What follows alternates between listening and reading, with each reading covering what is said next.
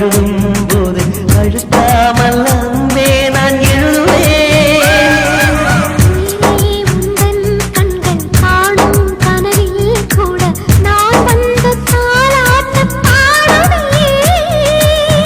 என் நிழலை யாரும் தான் விரித்து போக விட மாட்டார்.